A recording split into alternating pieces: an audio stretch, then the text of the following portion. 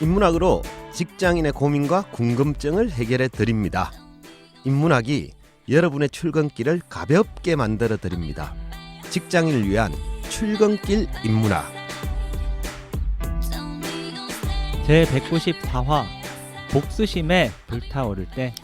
안녕하세요. 어쩌다 철학자 이호건입니다. 안녕하세요. 어설픈 자유인 장춘수입니다. 안녕하세요. 엄대정 엄민영입니다. 예, 반갑습니다. 반갑습니다. 잘 지내셨죠? 네. 바로 오늘 주제로 들어가겠습니다. 오늘 주제가 복수심에 불타오를 때. 뭐 영화의 한 장면 같습니다. 그죠? 근데 두 분은 누군가를 향해서 복수심에 불타오른 적이 있으신가요? 있지요. 살면서. 혹시 상황을 대략적으로 디테일하게는 안 해도 한참 피 끓는 나이에 예. 비즈니스 하면서 예. 갑질 받았을 때 예. 그래요. 그럴 수 있죠. 언젠가 그죠? 너를 이러면서. 내가 잘 되면 예. 두고 보자. 예. 뭐 이런 거네요. 그죠? 예. 그래서 실제로 복수를 감행했나요? 계속 갑으로 있더라고요. 그 사람이. 예, 못했습니다. 예. 그러면 아직까지 그 복수심을 여전히 없애지 않고 갖고 있나요? 아니면 진행 중인가? 뭐 이제는 좀 내려놓을 때가 된 나이인 것 같습니다. 예. 그렇죠. 예. 예. 자유님은 그런 게 있나요? 저야 뭐 성심이 워낙 착하고 이래서 이런 생각이 별로 안 드는데 그냥 갑자기 떠오른 게 대상이 누구였나 이렇게 보니까 첫사랑이었던 것 같아요. 배신했을 때 어이씨, 너 이게. 두고 봐라. 네. 나중에 그지? 나를 버린 걸 후회하게 해줄 테다. 네.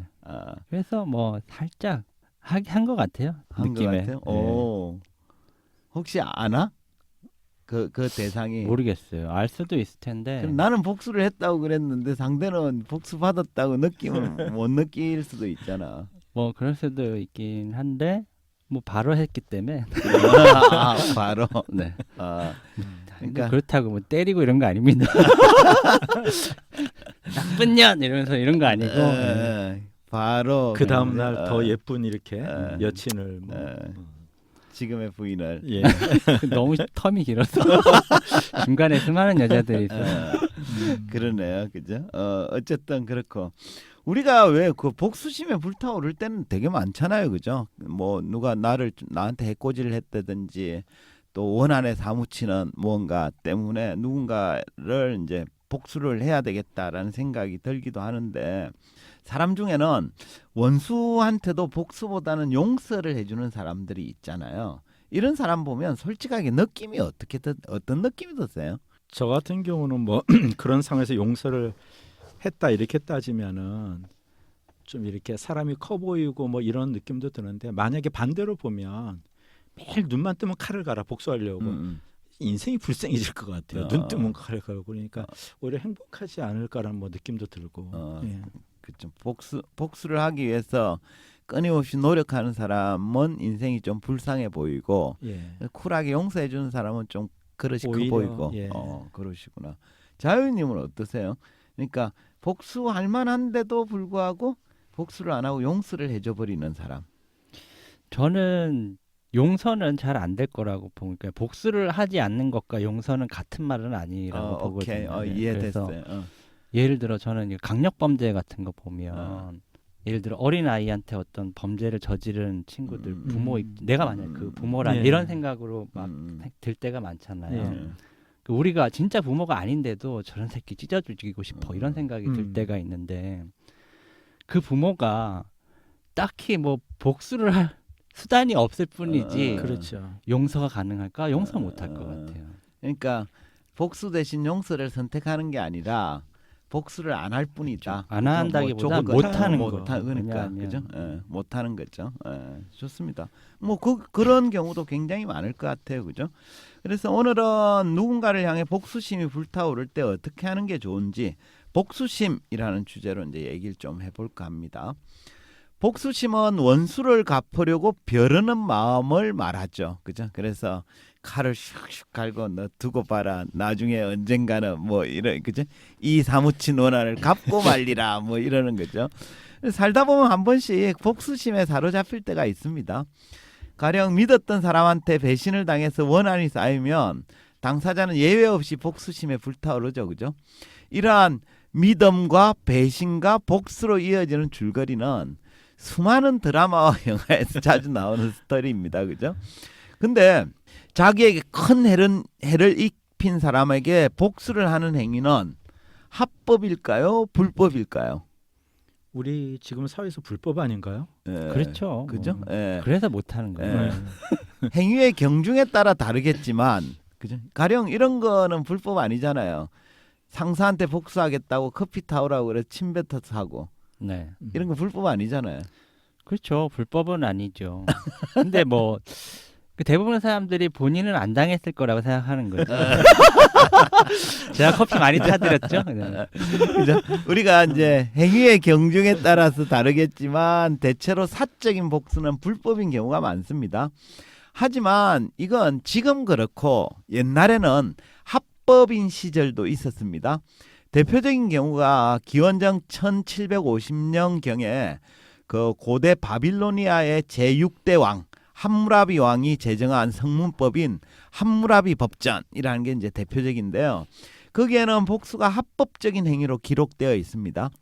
흔히 우리가 요즘 그 눈에는 눈, 이에는 이 이런 슬로건으로 유명한 함무라비 법전은 총 282개의 조항으로 되어 있는데 그중에 196조는 이렇습니다. 만일 사람이 평민의 눈을 상하게 했을 때는 그 사람의 눈도 상해져야 한다. 그러니까 누가 내 눈을 이렇게 상하게 했으면 나도 그 눈을 상하게 만들어야 된다는 거죠. 200조는 이렇습니다. 만일 사람이 평민의 이를 상하게 했을 때는 그 사람의 이도 상해져야 한다라고 명시되어 있어요. 이처럼 이런 함무라비 법전에서는 동해보복법이라고 얘기하죠. 같은 피해에 대해서는 같은 방법으로 보복하는 걸 허용했습니다. 이처럼 눈에는 눈, 이에는 이라고 보복하라라고 되어 있는 이런 법규를 보면 느낌이 어떠세요? 좀 야만적이라고 느끼시나요? 아니면 선진적이라고 느껴지시나요? 뭐 되게 인간적이라고 느껴지나요? 어떻습니까? 이게 눈, 이 이렇게 나오니까 약간 폭력적으로 보이지만 전 이렇게 살고 있거든요. 그러니까 감정적으로. 그러니까 모두에게 친절할 필요는 없다고 보는 거죠. 그러니까 내가 기본적으로는 모든 사람들은 친절하고 존중하고 이런 걸 해야 되지만 상대가 나한테 친절하지 않고 존중하지 않는 사람을 내가 해줄 필요는 없다라는 거죠. 그죠? 느끼는 거죠. 그러니까 네. 이제 그런 좀 감정적인 건 네. 그럴 수 있는데 이 신체적인 이게 이제 그건 아니, 여기는 그건 아닌 거. 신체적인 걸 명시해 네, 놨죠. 그렇죠, 여기는 그렇죠. 신체적인 걸 동해 그렇죠. 해한다는 게 감정으로 해하는 건 잘 그 좀 판단이 어렵잖아요, 그죠? 그래서 이제 신체적 가해를 했을 때 동일한 방식으로 보복하는 것이 이제 함무라비 법정의 핵심이고 네. 이런 법규를 보면 아 되게 이해할 만하다, 좋다거나 또는 너무 좀 야만적이라거나 뭐 이런 느낌이 어떠냐를 물어보는 거죠. 저는 좀 원시적이잖아요 느낌이 들기도 하면서 드는 생각이 그 맞아서 이 빠진 놈이 또 이 빠질 정도로 맞을 짓을 한 것도 있을 것 같고 뭐 생각이 그죠? 들어요. 사실 지금 우리의 느낌으로 보면 아 이거 되게 과격하고 폭력적이고 야만적이다 이렇게 느껴지는 그렇죠. 경우가 예. 많죠, 그렇죠? 근데 이 함무라비 법전이 만들어질 당시만 해도 이 법전은 굉장히 선진적이고 민주적인 법규였어요. 왜냐 그러면 그 전까지는 해를 입으면 그러니까 동일한 수준으로 안가품을 하는 게 아니라 그 사적인 복수, 약탈혼, 혈족 간의 집단 복수 등 훨씬 과격한 방법으로 보복을 하는 게 관행으로 되어 있었어요. 그러니까 이 법이 만들어진 건 가령 그전에는 예를 들면 누가 나 일을 하나 부러뜨렸다 이거예요. 그러면 이제 나머지 부족들 데리고 가가지고 그 부족을 몰살시켜버리고 여자들을 다 뺏어와가지고 뭐 그냥 강간하고 이런 식으로 훨씬 크게 복수를 하는 문화들이 있었어요. 그러니까 함무라비 법전의 이 동해보복법이라는 건 이 법으로 인해서 사적인 권력을 남용하지 못하도록 제한한 거예요. 그러니까 당시로는 굉장히 문명화된 선진 법률에 가까운 거죠. 그 얘기를 들으니까 굉장히 좋은 법이다 이런 생각이 들죠. 이거 굉장히 현명한 정말. 그죠? 예. 예. 그런데 지금 이제 우리로 눈으로 보면 좀 야만적으로 예. 보이는데 그죠? 이걸 보면 우리 인간에게는 눈에는 눈, 이에는 이라는 법이 제정될 정도로 누군가에게 해를 입으면 가해자에게 상응하는 보복 또는 그것보다 더 과한 보복을 해야만 직성이 풀리는 본성이 들어있다. 이렇게 볼 수 있는데요. 근데 이제 때로는 사람 중에는 타인에게 해를 입고도 복수를 하지 않고 용서를 주는 경우도 있습니다. 그죠? 여기서 질문 한번 드려볼게요. 누군가에게 해를 입었을 때 복수를 하는 게 좋을까요? 용서를 해주는 게 좋을까요? 그 도덕적인 답변 말고 실제 어떠신지 한번 물어보고 싶어요. 그 저 같은 경우는 이제 그걸 역할로 표현해야 될지는 모르겠는데 그 상황에 따라 좀 다른 것 같아요. 네. 그러니까 예를 들면 이제 내가 혼자 운전을 할 때 어떤 나한테 이렇게 가해가 뭐 차가 부적절한 지만 딱 됐을 때 아유 뭐 나보다 더 바쁜가 보다 하고 이렇게 쓱 지나가기도 하는데 가족이 탔을 때는 제가 성격이 확 바뀌거든요. 이렇게요. 그럴 수 있죠. 확 올라오고 뭐 못 참겠고 막 이런 것들. 그래서 어떤 그 상황이나 경중에 따라 좀 달라지는 것 같아요. 자유님은 어떻게 보세요? 복수야, 용서야? 전 둘 다 안 하니까 모르겠는데 복수도 하지 않지만 용서도 하지 않는다 뭐 이런 그죠. 건데 뭐 상황에 따라 진짜 다른 얘기인 것 같아요. 그러니까 상황에 따라서라는 게 이런 거죠. 그 피해를 받았는데 그거가 회복 가능하냐 불가능하냐 맞아요. 이런 것들에 따라서 네. 뭐 회복 가능한 거면 그냥 쿨하게 그냥 네. 모른 척하고 넘어가줄 수도 있는데 용서라기보단 무시. 뭐 이런 그러니까 느낌. 그것도 일종의 용서죠. 그러니까 굳이 책임을 네. 묻지 않는 거니까 그죠. 근데 회복 불가능한 수준의 피해를 입었다 이러면 용서를 하기는 쉽지는 않은 것 같아요. 불질러야죠. 그죠? 예, 그죠? 예.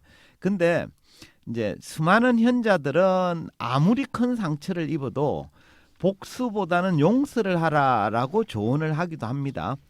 스토아 철학자 세네카가 이렇게 주장했어요. 복수란 당한 고통의 고백에 불과하다. 부정에 휘어지는 정신은 위대하지 않다. 그러니까 세네카는 기본적으로 복수심을 갖지 말라고 조언합니다. 그러니까 복수심에 불타오른다라는 건 상대로부터 입은 상처가 참을 수 없이 고통스러워요라고 말하는 자기 고백에 불과하기 때문입니다. 어쨌든 뭐 사소한 일에 왜 요새 쉽게 복수심을 느끼는 사람들이 많잖아요. 네. 뭐 가까이 차에 내려가지고 뭐 골프채 꺼내갖고 별것도 네. 아닌데 막 네. 이렇게 분노 조절 장애 뭐 이렇게 네. 느끼는 것처럼. 근데 그런 사람들은 어쩌면 지가 뭔가 이렇게 강하다는 걸 보여주기 위해서 그럴지 모르겠지만 사실은 굉장히 약자의 본성에 가까운 거죠. 그렇죠. 네. 맞습니다. 따라서 타인의 사소한 잘못이나 실수로 인해서 피해를 입었다고 쉽게 복수심에 불타오르는 사람은 위대한 정신의 소유자라고 보기 어렵습니다. 제가 예를 한번 들어볼게요. 가령 남녀가 데이트하는 중에 식당에서 이제 식사를 하고 있는데 종업원이 실수로 물잔을 쏟아가지고 남자 바지가 젖었어요. 이때 화가 난 남성이 종업원에게 다른 물잔을 들고 물을 끼얹어 버렸어요. 동해보복법이죠, 그죠? 똑같은 방식으로 이제 복수를 한 셈인데 이 모습을 옆에서 지켜본 여성의 심정은 어떨까요? 듬직하죠, 뭐. 그 상황으로 봤을 때는 그건 이제 남자는 양아치 기질이 저는 있다고 보고 양아치지. 예 양아치고 두 번째 여자가 봤을 때는 그런 행동들이 혹 나한테도 온다라는 그렇죠. 어떤 예. 이런 것들을 예. 좀 그죠? 느끼지 않을까. 예. 그쵸? 제가 만일 우리 딸이 그 상황에 있다 그러면 만나지 말라고 그럴 거예요. 그런 상황에서 복수를 하는 남성은 그죠?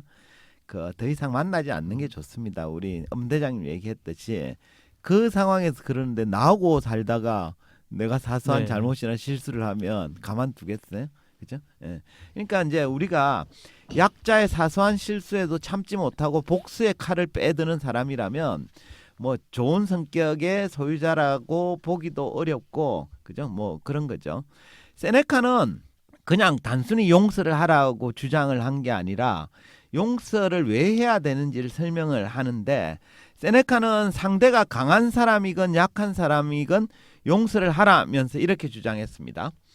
상처를 준 상대는 그대보다 강한가 약한가? 약하면 그를 용서해 주라. 강하다면 그대 자신을 용서하라.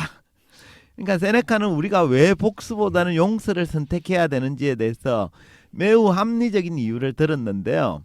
누군가가 상처를 주잖아요. 그럼 먼저 그가 나보다 강한 사람인지 약한 사람인지를 판단을 해야 됩니다. 이때 상대가 약하다면 그냥 용서를 해주는 편이 좋습니다. 자기보다 약한 사람을 끝까지 쫓아가서 복수를 해봤자 그다지 뭐 통쾌함도 없고 모양새만 빠지기 때문입니다. 또 약한 상대가 무슨 억하심정이 있어서 해코지를 했겠어요. 그냥 실수로 그랬을 가능성이 높거든요. 그래서 그냥 실수했겠거니 이러면서 쿨하게 용서해주는 편이 더 낫습니다. 그럼 상대가 자기보다 강한 사람이라면 어떻게 해야 될까요? 참아야죠.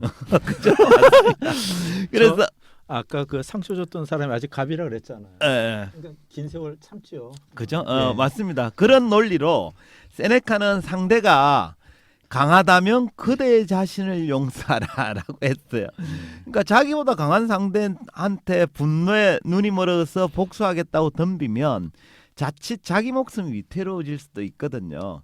그 상태는 복수가 아니라 객기라고 불러야 더 마땅할지도 모르겠습니다. 때문에 그런 상황이라면 자기 자신을 용서하는 편이 옳죠. 결국 상대가 강하건 약하건 복수보다는 용서를 선택하는 게 더 현명하다라는 게 이제 세네카의 주장입니다. 상대가 약하든 강하든 어쨌든 용서하라 이런 거는 네, 그죠? 결국 뭐 자신을 위해서 하라는 얘기인 것 그러니까 같긴 상대가 합니다만. 약하면 상대를 위해, 네. 상대가 강하면 나를 위해 용서를 택하라는 거예요. 티벳의 달라이라마도 비슷한 얘기를 했습니다. 한번 들어보세요. 만일 나를 고통스럽게 만든 사람에게 나쁜 감정을 키워나간다면 단지 내 자신의 마음의 평화만 깨어질 뿐이다. 하지만 만일 내가 그를 용서한다면 내 마음은 평온을 되찾을 것이다. 그러니까 달라이라마에 따르면 잘못을 저지른 사람을 용서하지 못하면 그것 때문에 나쁜 감정이 생겨나서 나의 마음이 평안해지지 않는다는 거예요. 해서 자신의 평화를 위해서 용서하는 편이 좋다는 논리입니다. 결국 용서는 타인을 위해서이기도 하지만 자기 자신을 위해서도 하는 게 더 현명한 태도다. 이렇게 보겠습니다. 이렇게 나를 좀 지키기 위해서 복수보다는 용서를 그죠? 선택해라. 지키기도 하고 마음의 마음 평화를 평화를 얻기 가져가기도 위해서도 용서를 택하라 이런 거죠. 흔히 왜 우리 영화나 드라마 보면 원한에 쌓인 주인공이 원수를 찾아가서 멋지게 복수에 성공하는 모습을 보고 뭐 통쾌하다, 멋지다 이렇게 생각하는 경우가 있는데 사실 복수보다 어려운 일이 용서를 해주는 일입니다. 철학자 베이컨이 이런 얘기를 했어요. 복수할 때 인간은 그 원수와 같은 수준이 된다. 그러나 용서할 때 그는 그 원수보다 위에 서 있다. 사실 원수 때문에 참을 수 없는 원한이 생겼다고 똑같이 안갚음을 하면 나도 그 원수랑 별반 다르지 않은 사람이 됩니다. 그죠? 하지만 용서를 해주면 그 원수보다 한 차원 높은 사람이 됩니다. 그렇지 않습니까? 뭐 그렇겠죠. 근데 이제 그게 안 되니까 문제인 거죠. 좀 뭐 논리적으로는 공감하나 현실은 네. 쉽지 않다. 네. 뭐 충분히 공감이 됩니다.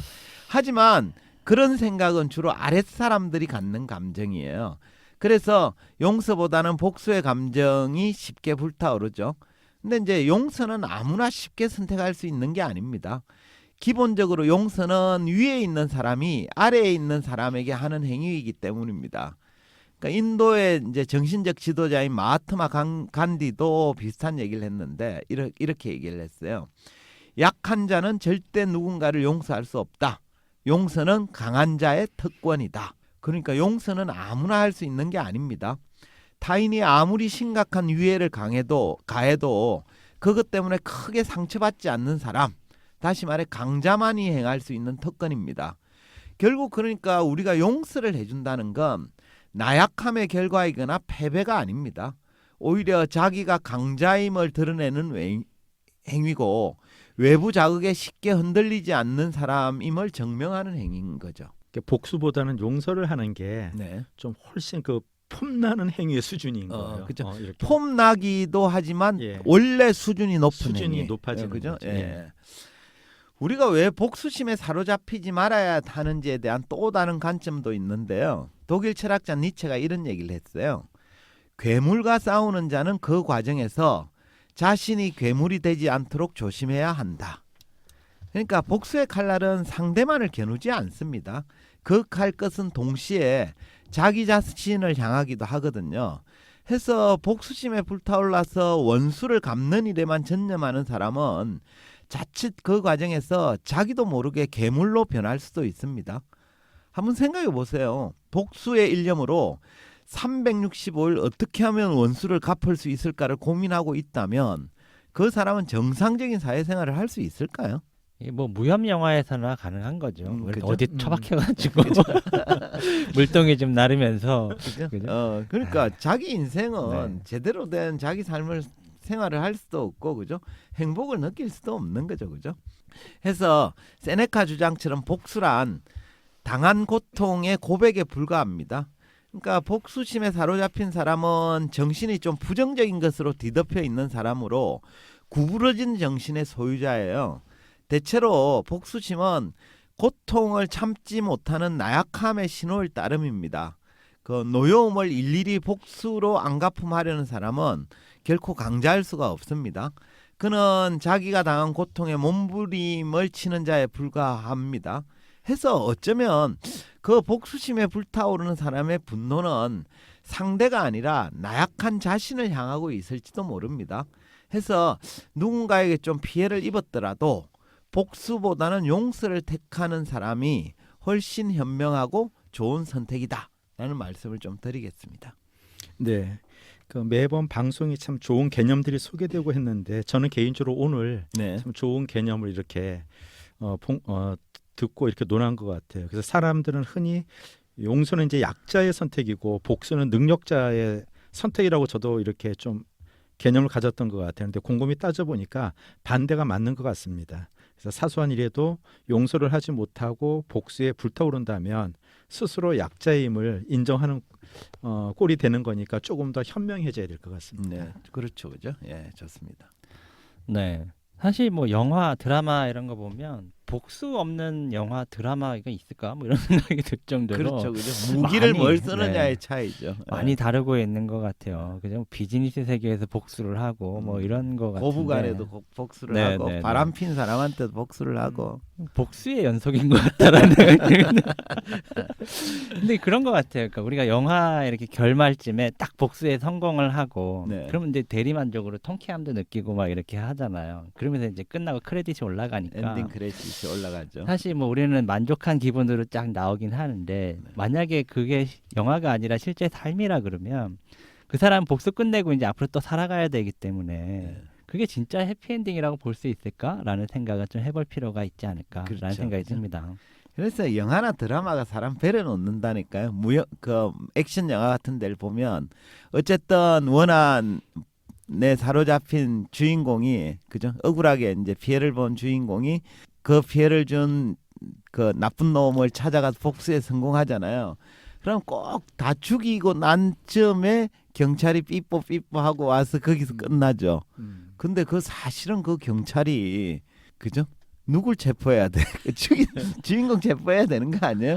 그럼 물론 뭐 정당방위일지 아닐지는 법정 가서 다퉈봐야 되지만 그 다음에는 변호사 사야 되고 뭐 등등등 엄청 골치 아픈 일이 많죠, 그죠? 어쨌든 그 영화가 이제 속편이 나오면 맞아요. 복수당한 아들이 다시 맞아요, 또 복수를 맞아요. 이제 그렇죠. 뭐 할 그런 겁니다. 것도 예. 있고 그죠? 그런 거 되게 많아요. 그래서 진정한 해피엔딩은 아닐 가능성이 높죠, 그죠?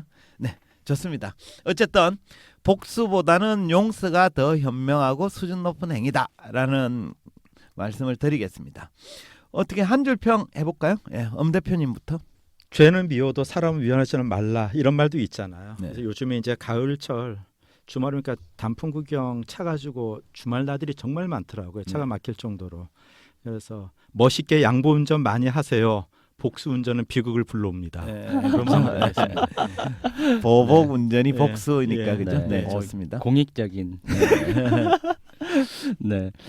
그 복수 막 이렇게 하니까 영화 복수는 나의 것이라는 영화가 생각나더라고요. 그래서 거기 보면 복수해 하다가 결국엔 주인공 다 죽고 끝나는 네. 영화인데 그래서 이런 생각을 해보면 어떨까 싶어요. 복수는 나의 것, 그 결과도 나의 것.